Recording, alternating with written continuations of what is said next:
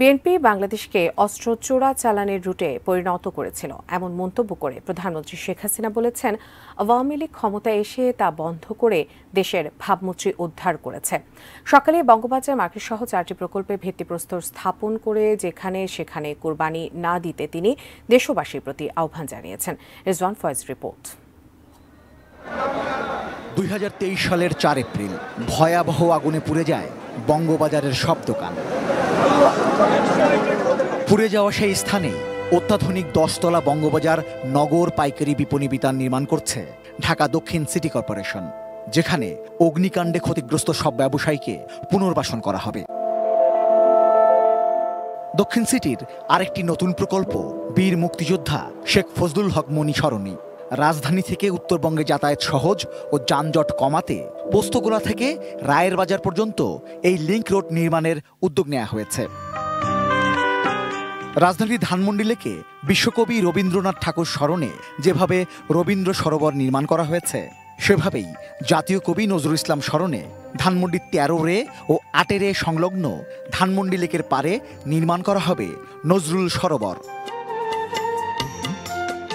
এছাড়া হোসেন শহীদ সোহরাওয়ার্দী শিশু পার্ক আধুনিকীকরণের উদ্যোগ নিয়েছে ঢাকা দক্ষিণ সিটি কর্পোরেশন।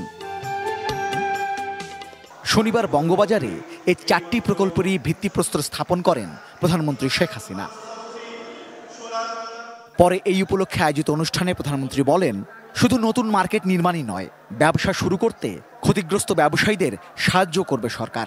নতুনভাবে আবার দোকান করতে গেলে আমি জানি হয়তো কিছু সহযোগিতা লাগতে পারে, সেখানেও কতটুকু কি করা যায় আমি সেটা দেখব। নিজেদের চারপাশ পরিষ্কার রাখা, বিদ্যুৎ ও পানি ব্যবহারে সাশ্রয়ী হওয়া সহ আগামী ঈদে যেখানে সেখানে কুরবানি না দিতেও দেশবাসীর প্রতি আহ্বান জানান প্রধানমন্ত্রী। পশু কোরবানির জন্য আধুনিক প্রযুক্তি সম্পন্ন ব্যবস্থা রাখতে হবে। যার যার পশু নিয়ে যাবে নাম্বার থাকবে, সেটা কাটা হলে সেটা পরিষ্কার করে তার কাছে তার জিনিস পৌঁছে দেবে।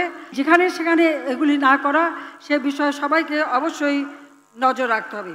এ সময় বিএনপির শীর্ষ নেতৃত্বের সমালোচনা করে প্রধানমন্ত্রী বলেন, তারা দেশকে অস্ত্র চোরাচালানের রুটে পরিণত করেছিল।